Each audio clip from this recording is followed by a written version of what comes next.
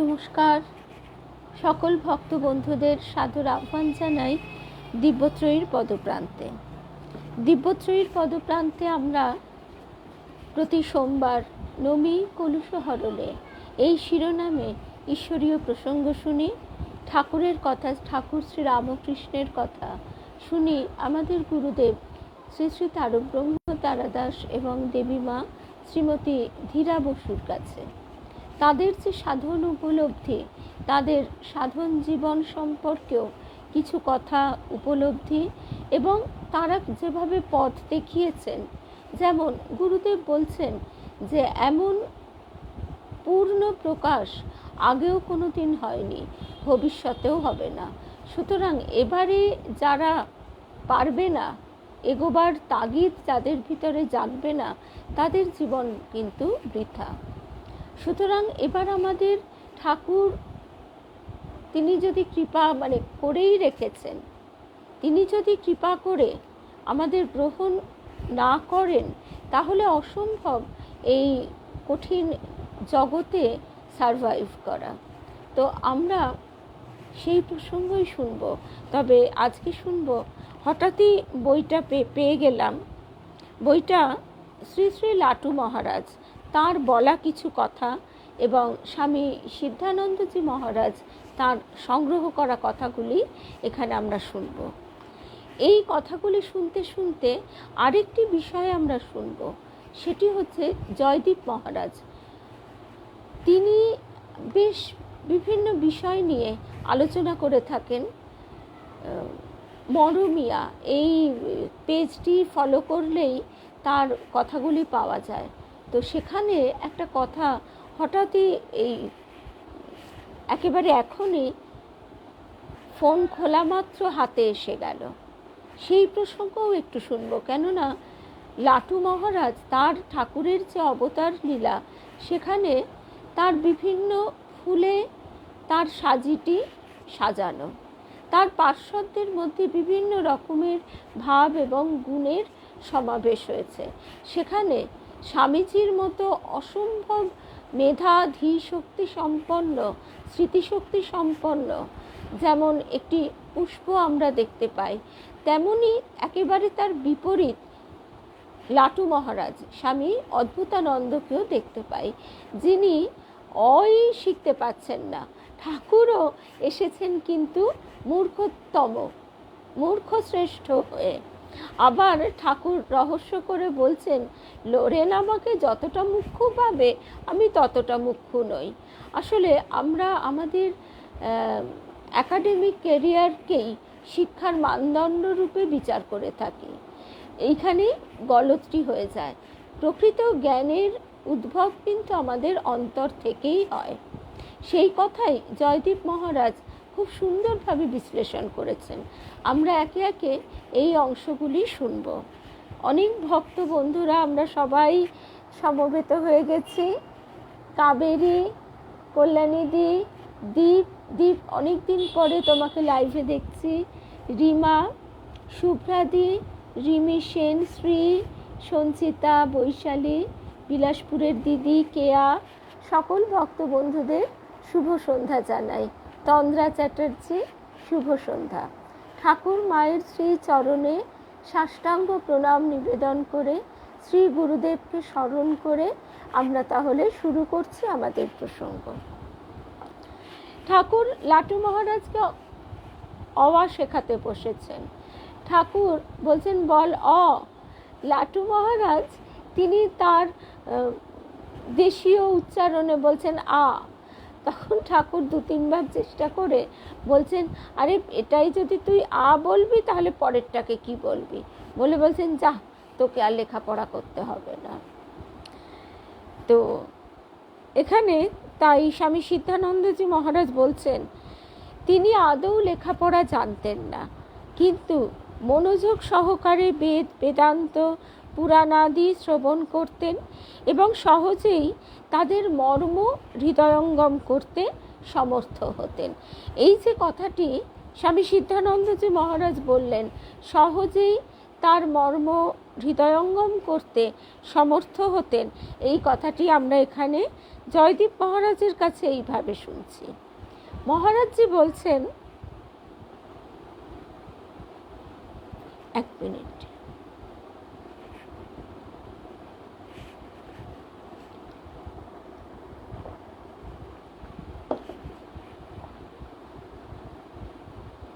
মহারাজজি বলছেন তাকে একজন প্রশ্ন করছে স্মৃতিশক্তি কিভাবে বাড়ানো যায়।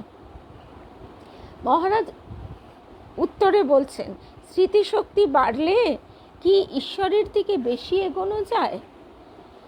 যে পুরনো কথা সব মনে রাখতে পারছে, কমা ফুল স্টপ অবধি বলে দিচ্ছে, তার এই স্মৃতিশক্তির জন্য মাতৃদর্শন হয়ে গেল অথবা তার জীবনে ঈশ্বর প্রকট হয়ে গেল, তেমন তো কোনো প্রমাণ নেই। ব্রহ্মচর্য আশ্রমে গুরু কোনো শ্লোক উচ্চারণ করতেন, ছাত্ররা পুনরায় সমস্বরে উচ্চারণ করত। এভাবেই গুরুর সাথে 3 বার সেই শ্লোকটি উচ্চারণ করা হতো। তারপর গুরু সেই শ্লোকের ব্যাখ্যা করতে শুরু করতেন। শ্লোকটি 3 বার শুনে এবং উচ্চারণ করেই ছাত্রদের ওটি মনে রাখতে হতো। কারণ কি, তখন কাগজ পেন্সিল ছিল না।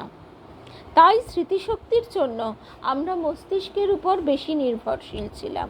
কিন্তু স্মৃতিশক্তি বেশি মানেই যে সে বেশি আধ্যাত্মিক, তেমন কোনো প্রমাণ কিন্তু পাওয়া যায়নি। এইখানেই আবার আমাদের গুরুদেব শ্রী শ্রী তারক ব্রহ্ম তারাদাস তিনি বলছেন কি, তিনি বলছেন, ঠাকুর আমার সমস্ত স্মৃতি ভুলিয়ে দাও। আমরা কি চাই? এবার প্রথমে নিজেকে আগে বিচার করতে হবে।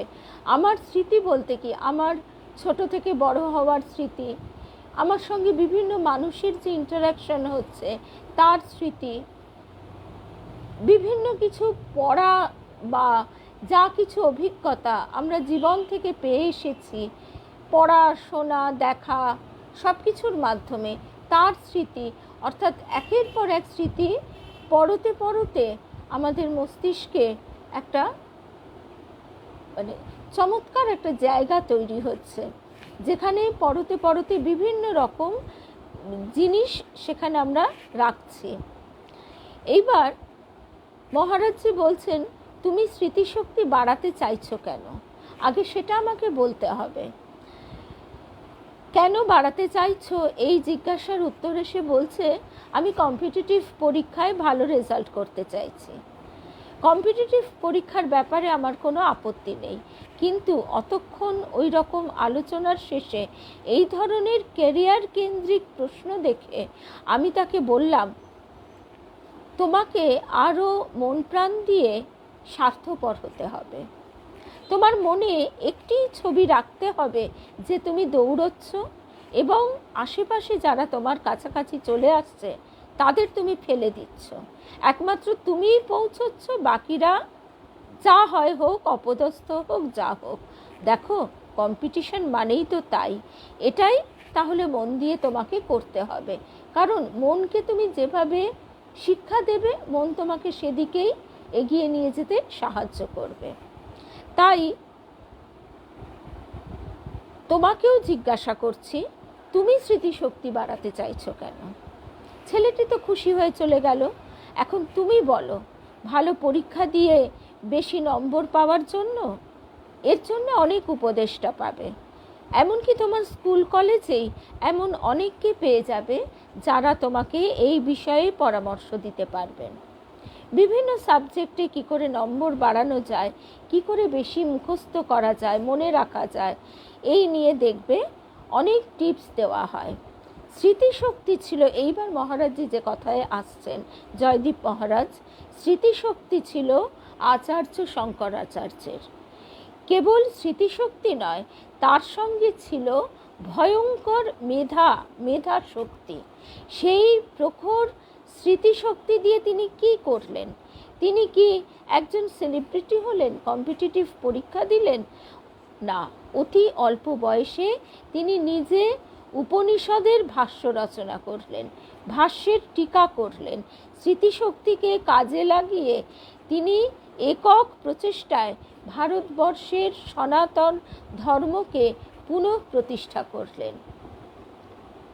শুভ সন্ধ্যা অতসীদে, শর্মিলা ত্রিবেদী, স্বপ্নাদি, সায়ন্তী, শুভ সন্ধ্যা। স্বামী বিবেকানন্দের মধ্যেও, এরপরে জয়দীপ মহারাজ বলছেন, স্বামী বিবেকানন্দের মধ্যেও আমরা ধ্রুবা স্মৃতি লক্ষ্য করেছি। তিনি মোটা মোটা 3-4টে বই এক রাত্রে শেষ করতে পারতেন। তার ছিল ফটোগ্রাফিক মেমোরি। তিনি পাতা উল্টে যেতেন, 2 পাতার মাঝখানে তার চোখ পড়ত।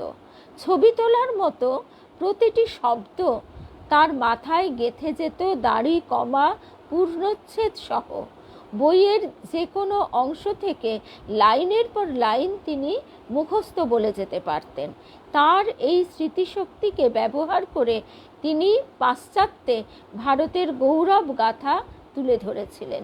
কিন্তু আরেকটি ব্যাপার এই সময়ই জয়দীপ মহারাজও বলছেন, আমাদেরও মনে পড়ছে যে তিনি যখন বক্তৃতা দিতেন বাইরে বিদেশে, তখন তিনি কিন্তু একজন লিপিকার রাখতেন, যে শুনে শুনে লিখে নেবে।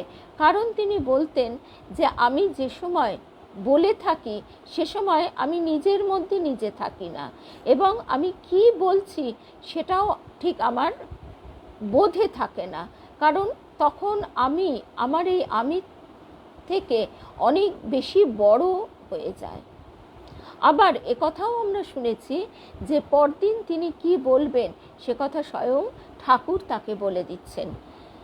তো এই ব্যাপারটি জয়দীপ মহারাজ একদম শেষে বলছেন। তো যাই হোক, এবার এখানে তারপর আরও অনেক প্রসঙ্গ আছে। আমরা আজকে যেহেতু আমাদের এই প্রসঙ্গ নয়, সেই জন্য আমি ওগুলি আর আলোচনা করছি না। একেবারে তারপরে যে কথায় সেই কথায় আসছি, সেটি হচ্ছে আজকে এমনিতেও সোমবার, কাকতালীয়ভাবেই হোক বা তার ইচ্ছাতেই হোক, আজকে সোমবার, আমাদের শিবের কথাতেই আবার আমরা ফিরে আসছি। আমাদের আদর্শ হচ্ছেন শিব। তিনি সব ভুলে যান, তাই তাকে বলা হয় ভোলানাথ। গুরুদেবের যে কথাটি ছোটবেলা থেকে শুনে এসেছি, সেই কথাটি আজকে নতুনভাবে যেন আমার অন্তরে উদ্ভাসিত হলো, নতুনভাবে উন্মোচিত করে দিল এক দিগন্ত। আমাদের আদর্শ হচ্ছেন শিব। তিনি সব ভুলে যান, তাই তাকে বলা হয় ভোলানাথ। তিনি শূন্য হয়ে আছেন, এই শূন্যই পূর্ণ। এবার সেই শূন্য অবস্থা থেকে যখন যে বিষয়টি সামনে আসবে, তখন সেই ভ্যাকুয়ামের মধ্যে থেকেই পূর্ণের বিকাশ হবে। যখন যে বিষয় আসবে সেই বিষয়ে পূর্ণ জ্ঞানের প্রকাশ হবে। রবীন্দ্রনাথও তার একটি গানে বলছেন, শূন্য করিয়া রাখ তোর বাঁশি, বাজাবার যিনি বাজাবেন আসি। এইবার ভিক্ষা না নিবি তখনই জানিবি ভরা আছে তোর ধন। এবারে মহারাজজি আরেকটি কথা এখানে বলছেন যে আমরা এমন এক পথে এগোনোর চেষ্টা করছি যেখানে মনের মধ্যে আর কোনো জঞ্জাল না ঢুকিয়ে মনকে ফাঁকা করার চেষ্টা করছি। অর্থাৎ আধ্যাত্মিক পথে যে এগোবার চেষ্টা করছি, সেটি হচ্ছে মনের মধ্যে আর কোনো জঞ্জাল না ঢোকানো। কিন্তু আমরা বর্তমানের যে পরিস্থিতি, সেখানে আমরা কি করি, এই বিভিন্ন রকমের ডেটা, ইনফরমেশন ইত্যাদি মনের মধ্যে ঢোকাতে ঢোকাতে মূল যে জ্ঞানের প্রকাশ হবে অন্তর থেকে, সেই প্রকাশ হবার জায়গাটি আমরা ভর্তি করে রাখি। যেমন এখানে একটা খুব সুন্দরভাবে মহারাজজি ব্যাখ্যা করেছেন, জয়দীপ মহারাজ, আমি কোনোদিন সচেতনভাবে নিজের স্মৃতিশক্তি, ধৈর্য শক্তি ও সহ্য শক্তি বাড়ানোর চেষ্টা করিনি। তাই আমি এই বিষয়ে তেমন কোনো নির্দেশ দেওয়ারও অধিকারী নই। সাইকো অ্যানালিস্টরা বলবে যে বাড়িতে বসে শব্দছক করলে, পাজল বা ধাঁধা সলভ করলে স্মৃতিশক্তি বাড়বে। যাদের খুব মেমোরি পাওয়ার, তারা কোনো কিছু মনে রাখতে চাইলে সেটার ছবি ভেবে নেয়। ঠিক যেমন ছোটবেলাতে আমরা এ ফর অ্যাপল বলে অ্যাপল ফলের ছবি দেখছি এবং ছবিটি আমাদের মাথায় ঢুকে যাচ্ছে, অক্ষর শিখেছি, তেমনি বয়সকালে কোনো কিছু মনে রাখবার চেষ্টা করলে কিছু ছবি বা সূত্র অনেকে মনে রাখে। এরকম অনেক পদ্ধতি আছে, কিন্তু সেই পদ্ধতিগুলি আলোচনা করবার অধিকারী আমি নই, বলছেন জয়দীপ মহারাজ। এবার যে কথাটি বলা হচ্ছে যে আমাদের আদর্শ হচ্ছেন শিব, তিনি সব ভুলে যান, তাই তাকে বলা হয় ভোলানাথ। তিনি শূন্য হয়ে আছেন, ঠিক যেমন লাটু মহারাজ, তিনি অওয়া ক খ পর্যন্ত তার ভিতরে ঢোকেনি, অথচ তিনি রামায়ণ, মহাভারত, পুরাণ ইত্যাদি শুধু যে শুনছেন তাই নয়, তার মূল তত্ত্বটিও তার ভিতরে খুব সহজে ধারণ হচ্ছে, উদ্ভাসিত হচ্ছে। এইমাত্র আমরা যে কথাটি শুনলাম। মহারাজজি বলছেন, জয়দীপ মহারাজ, শিবকে যখন কোনো বিষয় নিয়ে জিজ্ঞাসা করা হচ্ছে তখন তিনি তাই নিয়ে কথা বলতে শুরু করছেন। সেটা তন্ত্র, বিজ্ঞান, নৃত্য, সঙ্গীত যাই হোক না কেন, তিনি সেই বিষয় নিয়ে পূর্ণভাবে কথা বলছেন। তার মানে কি তিনি সেই বিষয় নিয়ে অনেকক্ষণ ধরে খুব ভাবছিলেন এবং বিড়বিড় করে মুখস্থ করার চেষ্টা করছিলেন? না, কারণ এই জ্ঞান তার ব্যক্তিগত নয়, এই জ্ঞান সনাতন। তিনি শূন্য হয়ে আছেন বলে তার মধ্যে থেকে সেই জ্ঞান বাংময় হচ্ছে। আমরা সেই জায়গাতেই পৌঁছানোর চেষ্টা করছি। আশা করি আমরা এইটুকু সময়ে যতটুকু শুনলাম বুঝতে পারলাম, এবং এটি আমরা যত নিজেরা চিন্তা করব তত ক্রমশ বুঝতে পারব। আমরা বিভিন্ন জিনিস চিন্তা করে আমাদের চিন্তা শক্তিকে ক্ষয় করছি, বিভিন্ন জিনিস আমাদের মনের মধ্যে রেখে মনের শক্তিকে ছোট করে ফেলছি, কেননা সেই জিনিসগুলির দিকেও মনকে কিছু অভিনিবেশ দিতে হচ্ছে।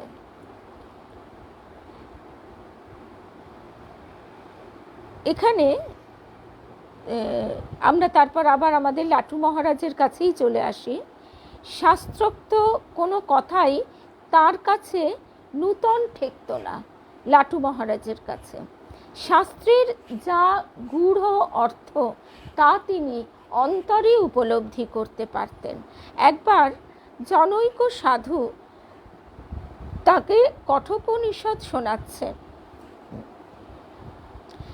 তিনি পাঠ করলেন, অঙ্গুষ্ঠ মাত্র পুরুষ সন্তরাত্মা সদা জানানাং হৃদয়ে সন্নিবিষ্টঃ ইত্যাদি। তখন তিনি, এখানে যে কথাগুলি বলা হয়েছে, ধানের শীষটা যেমন অতি সন্তর্পণে ধৈর্য সহকারে খড় হতে পৃথক করা যায়, সেইরূপ ধৈর্য সহকারে অন্তরাত্মাকে দেহ হতে পৃথক করবে। এই কথাটি শুনে বড় খুশি হয়ে বলেছিলেন, এটা ঠিক বলেছ।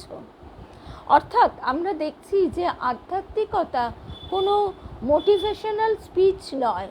আধ্যাত্মিকতা হচ্ছে আমাদের অন্তরে যে জ্ঞান চাপা পড়ে আছে, সেই জ্ঞানের প্রকাশ এবং বিকাশ। তার এইরূপ অবস্থা লাভ হয়েছিল বলে তিনি সহজে এই দুর্বোধ্য কথাটি হৃদয়ঙ্গম করতে পেরেছিলেন। মোট কথা, তিনি অপরের কাছে শুনে সমস্ত বিষয়েই এমন একটা সুচিন্তিত সিদ্ধান্তে উপনীত হয়েছিলেন, আধুনিক ইংরেজি শিক্ষায় শিক্ষিত ব্যক্তিগণও তাকে যে কোনো বিষয়ে প্রশ্ন করলে তিনি তার এমন একটি সুন্দর উত্তর দিতেন যাতে সকলেই চমৎকৃত হয়ে যেত। তার মীমাংসা হয়তো অপরের সঙ্গে মিলতে না পারে, কিন্তু তিনি যে দিক থেকে প্রশ্নটির উত্তর দিতেন সেই দিক দিয়ে বিচার করে দেখলে তা যে বাস্তবিকই খুব খুব বুদ্ধিমানের মতো উত্তর এ বিষয়ে কারো সন্দেহ থাকত না। উদ্বোধনের পাঠকগণও এর কিঞ্চিত পরিচয় পেয়েছেন। কিছুদিন পূর্বে উদ্বোধনে ধারাবাহিক রূপে সৎ কথা শীর্ষক যে সকল অমূল্য উপদেশ প্রকাশিত হয়ে গেছে, সেগুলি মহারাজজির লাটু মহারাজজির প্রদত্ত উপদেশ ও কথাবার্তা হতেই সংকলিত। শ্রদ্ধাস্পদ গিরিশবাবুর ভাই শ্রীযুক্ত অতুলবাবু বলতেন, ঠাকুরের মিরাকল যদি দেখতে চাও তবে লাটু মহারাজকে দেখো, এর চেয়ে বড় মিরাকল আমি আর কিছু দেখিনি। পূজ্যপাদ স্বামীজিও বলতেন, লাটু যেরকম পারিপার্শ্বিক অবস্থার মধ্যে থেকে এসে অল্প দিনের মধ্যে আধ্যাত্মিক জগতে যতটা উন্নতি লাভ করেছে, আমরা যে অবস্থা হতে যতটা উন্নতি করেছি, এই দুটির তুলনা করলে দেখতে পাওয়া যায় যে সে আমাদের অপেক্ষা অনেক বড়। আমরা সকলেই উচ্চ বংশজাত। লাটু মহারাজ ছাগল চড়াতেন এবং তার পূর্বপুরুষও বিশেষ কোনো বিদ্যা শিক্ষার চর্চা করেনি। আমরা পরিবারের ধারা বলে থাকি, জিন বলে থাকি, সংস্কার বলে থাকি, যাই বলে থাকি না কেন, এটা খুব সহজেই আমরা দেখতে পাই যে পরিবারে, যেমন যে পরিবারে সঙ্গীতের চর্চা হয়, সেখানে তার বিশেষ বিকাশ সাধন ঘটে থাকে বংশ পরম্পরায়। এখানে লাটু মহারাজের কিন্তু কোনো পরম্পরা নেই। আমরা সেই হিসেবে স্বামীজি বলছেন, আমরা সকলেই উচ্চ বংশজাত এবং লেখাপড়া শিখে মার্জিত বুদ্ধি নিয়ে ঠাকুরের কাছে এসেছিলাম। লাটু কিন্তু সম্পূর্ণ নিরক্ষর। আমরা ধ্যান ধারণা ভালো না লাগলে পড়াশোনা করে মনের সে ভাব দূর করতে পারতাম। লাটুর কিন্তু কোনো অবলম্বন ছিল না। তাকে একটি মাত্র ভাব অবলম্বনেই আজীবন চলতে হয়েছে। কেবলমাত্র ধ্যান ধারণা সহায়ে লাটু যে মস্তিষ্ক ঠিক রেখে অতি নিম্ন অবস্থা থেকে উচ্চতম আধ্যাত্মিক সম্পদের অধিকারী হয়েছে, তাতে তার অন্তর্নিহিত শক্তি ও শ্রী শ্রী ঠাকুরের তার প্রতি অশেষ কৃপার পরিচয় পায়। লাটু মহারাজের আরেকটি বিশেষত্ব ছিল, সকলের সঙ্গে তিনি প্রাণ খুলে মেলামেশা করতেন। তার কিছুমাত্র অভিমান ছিল না। বালক, বৃদ্ধ, যুবা সকলেই তাকে নিয়ে আনন্দ করত এবং তার কাছ থেকে ছোলা ভাজা, হালুয়া প্রভৃতি প্রসাদ পাবার জন্য ভিড় করত। আর তিনি ছিলেন খুব সরল, তেজস্বী ও স্পষ্ট বক্তা। কঠোর তপশ্চরণ, নামমাত্র আহার ও অনিদ্রায় তার বৃদ্ধ শরীর দিন দিন ক্ষীণ হয়ে অবশেষে কঠিন রোগাক্রান্ত হয়ে পড়ে। শেষ 2-3 বছর তিনি অজীর্ণ ও উদরাময় রোগে ভুগছিলেন, কিন্তু তিনি শরীরের দিকে আদৌ নজর দিতেন না। শরীর ধারণা বিড়ম্বনম, এই কথাটি প্রায়ই তার মুখে শোনা যেত। ইদানিং অধিকাংশ সময়ে ধ্যানস্থ হয়ে থাকতেন, নয়তো চুপচাপ থাকতেন। দেহত্যাগের প্রায় 1 বছর পূর্বে তার পায়ে একটা ফোসকা হয়ে ঘা হয়। তিনি তার কোনো বিশেষ যত্ন নিতেন না। ক্রমে সেটি বিষাক্ত হয়ে গ্যাংগ্রিনে পরিণত হয়। উপর্যুপরি 4 দিন প্রত্যহ 2-3 ঘন্টা করে তার শরীরে অস্ত্রোপচার করা হয়, কিন্তু কি আশ্চর্য, তার একটুও বিকার হয়নি। যেন অপর কারো শরীরের উপর অস্ত্র চালনা করা হচ্ছে। এই রকম দেহ জ্ঞান রাহিত্য, দেহ জ্ঞান শূন্যতা মানুষের সম্ভব নয়। তার মন, জীব জগৎ, এমনকি নিজের অতি প্রিয় দেহ ছেড়ে বহু ঊর্ধ্বে সেই পরমানন্দময় সত্য শিব সুন্দরের ধ্যানে তন্ময় হয়ে থাকত। তার শেষ সময়ের সংবাদ নিম্নধৃত স্বামী তুরীয়ানন্দজি মহারাজের পত্রে পাঠকগণ আরও সুন্দর রূপে অবগত হবেন। স্বামী তুরীয়ানন্দজি হরি মহারাজের চিঠি। লাটু মহারাজের অন্তিম সংবাদ আপনি তার যোগে অবগত হয়ে থাকবেন। এমন অদ্ভুত মহাপ্রয়াণ প্রায় দেখা যায় না।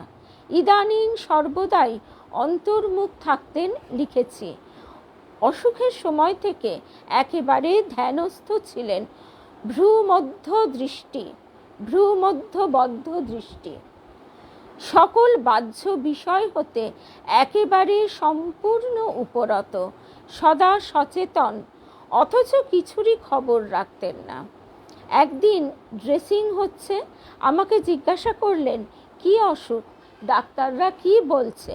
আমি বললাম অসুখ তেমন কিছু নয়, খালি দুর্বলতা, না খেয়ে শরীর পাত করেছ, এখন আর নড়বার ক্ষমতা নেই, একটু খেয়ে জোর করলেই সব সেরে যাবে। তাতে বললেন শরীর গেলেই তো ভালো। আমি বললাম তোমার ও কথা বলতে নেই, ঠাকুর যেমন করবেন তেমনই হবে। তাতে বললেন তা তো আমি জানি, তবে আমাদের কষ্ট। এরপর আর তেমন কথাবার্তা হয়নি। মাঝে মধ্যে প্রায়, এখানে নামটি উল্লেখ করা হয়নি, পকে ডাকতেন, তার হাতে খেতেন। কখনো কিছু না খেলে প বলতো তবে আমিও কিছু খাবো না, অমনি লাটু মহারাজ খেয়ে নিতেন। কিন্তু দেহত্যাগের পূর্বরাত্রে কিছুই খেলেন না। প বলল খেয়ে নিন, খান, না হলে আমিও আর খাবো না। লাটু মহারাজ এবার বললেন মত খা। একেবারে মায়া নির্মুক্ত উক্তি।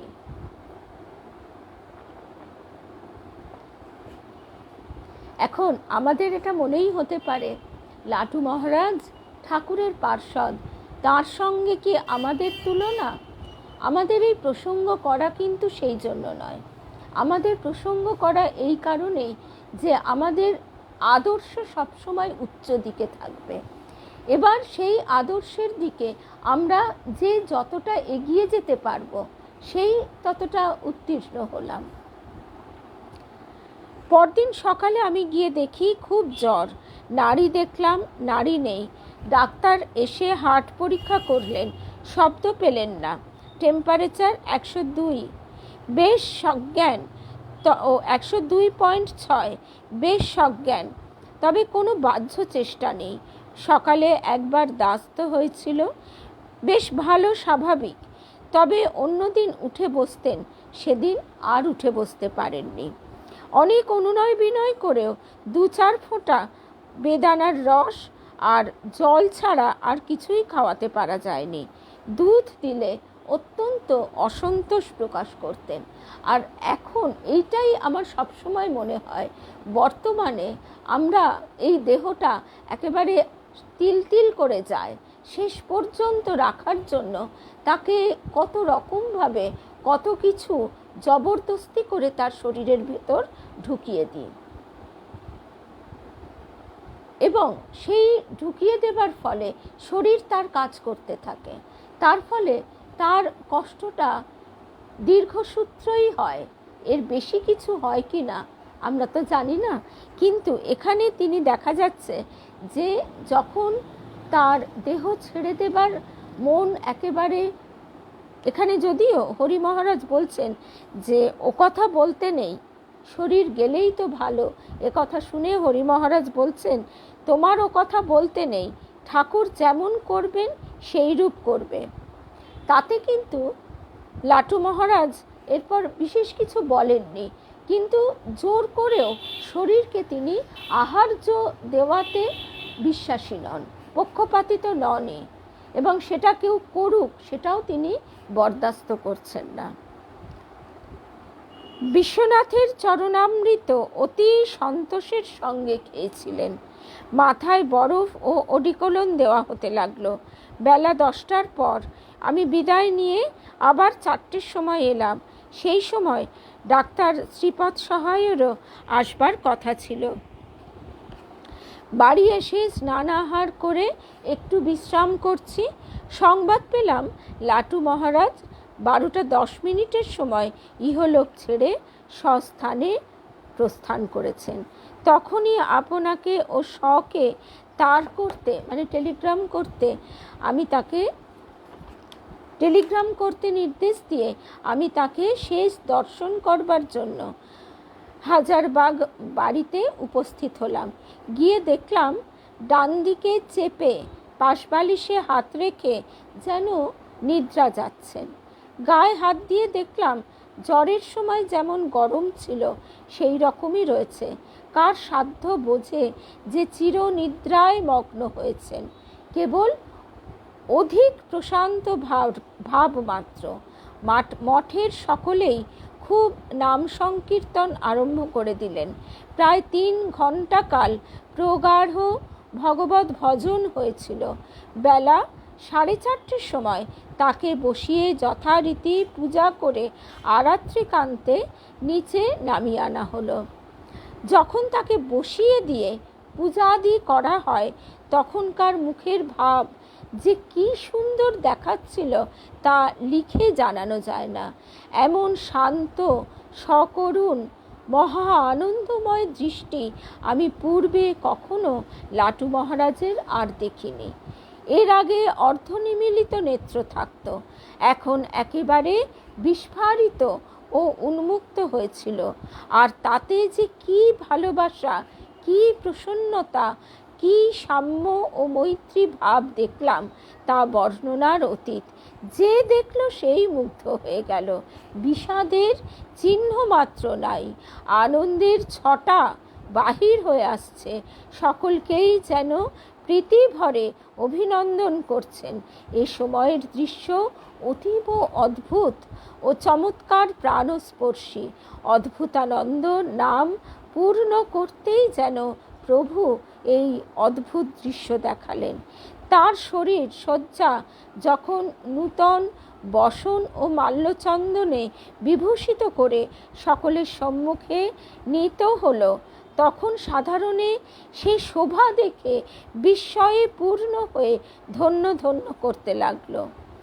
এমন জমজয়ী যাত্রা ও অপূর্ব ও অনন্য সাধারণই বটে। প্রভুর অনন্ত মহিমার সুস্পষ্ট বিকাশ ও উজ্জ্বল দৃষ্টান্ত সন্দেহ নেই। আমরা যারা এই চরমকালে লাটু মহারাজের এই পরমানন্দ মূর্তি দেখিয়াছি, তাদের সকলের মনেই এক মহা আধ্যাত্মিক সত্যের ভাব দৃঢ়রূপে অঙ্কিত হয়েছে। ধন্য গুরু মহারাজ, ধন্য তার লাটু মহারাজ।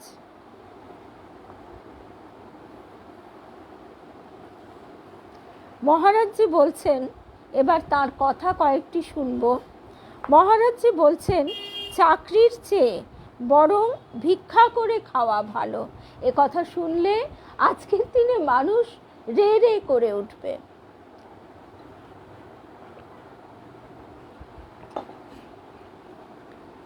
চাকরির চেয়ে বরং ভিক্ষা করে খাওয়া ভালো, এ কথা শুনলে কেউই চুপ করে থাকবে না। কিন্তু ঠাকুর যার জন্য যে কথা, গৃহীর জন্য গৃহীর উপযুক্ত কথা বলতেন, এবং বলতেন কলকাতার মানুষদের আবার বেশি কথা বলবার জো নাই, তাহলে আর তারা আসবেই না, তাদের একটু একটু করে বলতে হয়।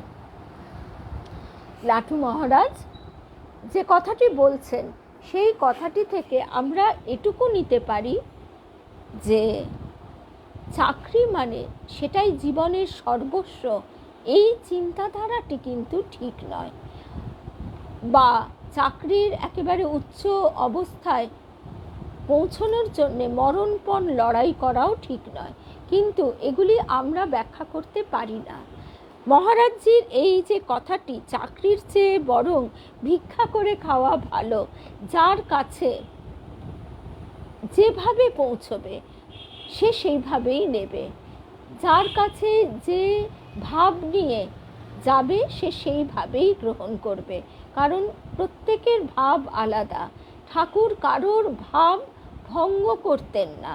সুতরাং এই কথাটির অধিক বিশ্লেষণের প্রয়োজন নেই। যে ভিক্ষা করে, মহারাজজি আবার বলছেন, যে ভিক্ষা করে তার যেদিন ইচ্ছা না হলো সেদিন ভিক্ষায় বেরুলো না, কিন্তু চাকুরে লোকের তা হবার জো নাই।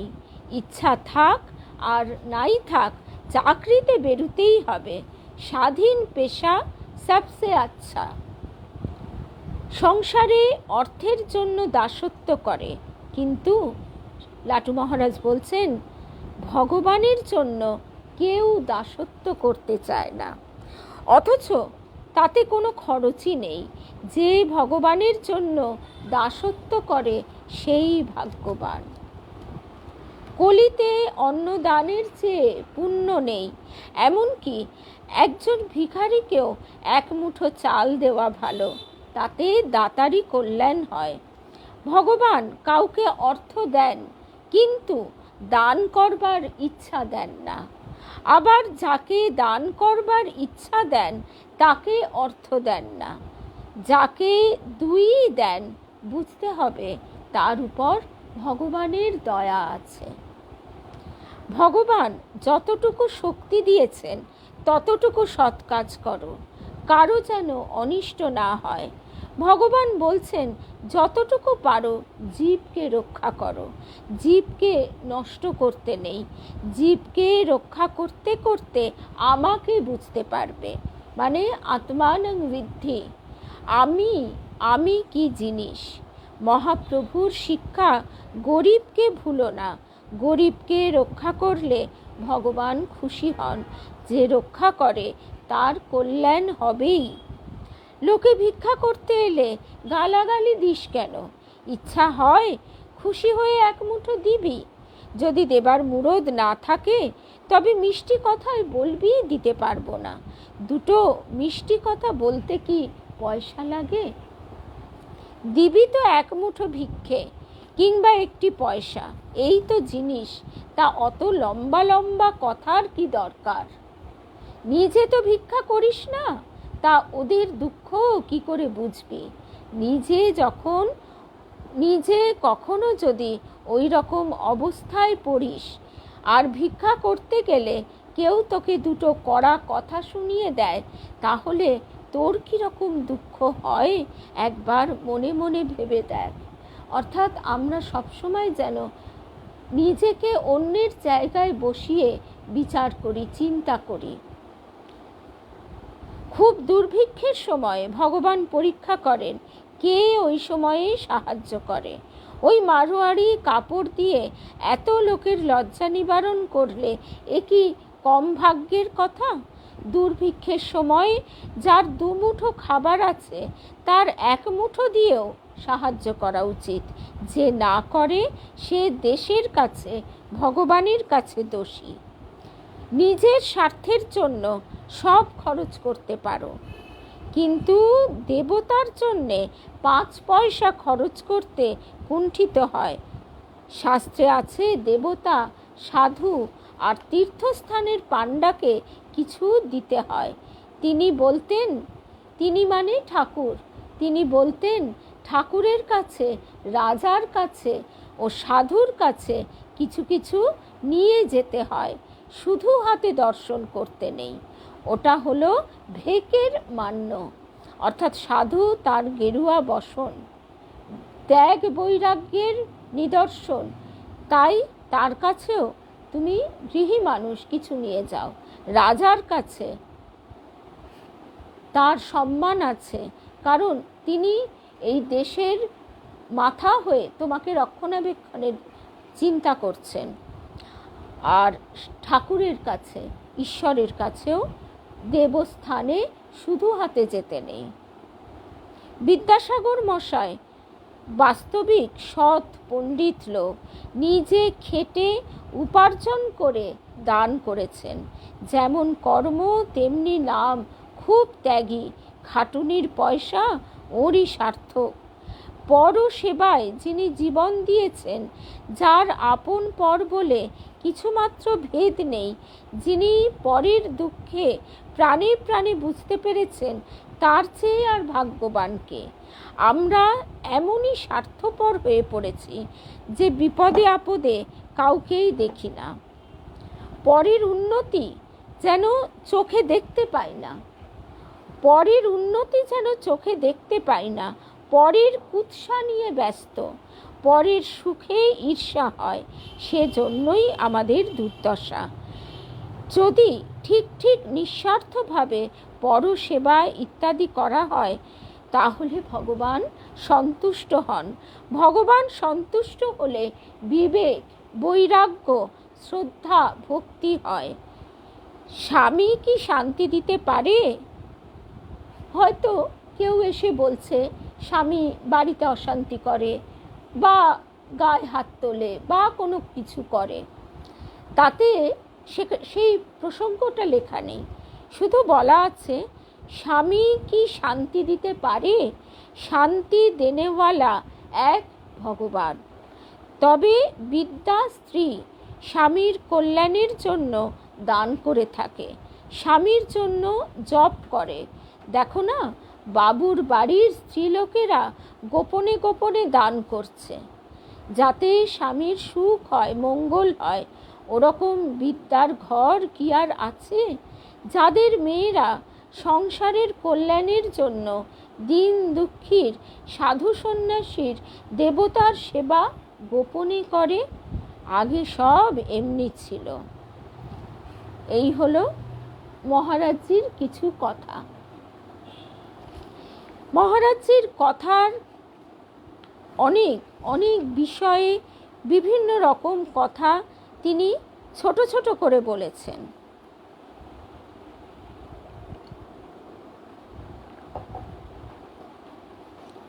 আমরা আজকে একদম এরপরে আদর্শ জীবন নিয়েও মহারাজজি অনেক কথা বলেছেন, কিন্তু আজকে আমরা আর বেশি দীর্ঘ করব না। আজকের প্রসঙ্গ আমরা শেষ একটি কথা শুনে শেষ করি। মুখে অনেকেই বলে থাকে তারা ইচ্ছা করলেই তাদের কুসংস্কারগুলো নাশ করে ফেলতে পারে, কিন্তু সংস্কার নাশ করনেওয়ালা তো একটাও দেখি না। যার সংস্কার নাশ হয়েছে সেই অন্যের সংস্কার নাশ করতে পারে। এই জন্য ওইরূপ সৎসঙ্গের দরকার হয়। কেবল সাধুদের কাছে যাতায়াত করলে তাদের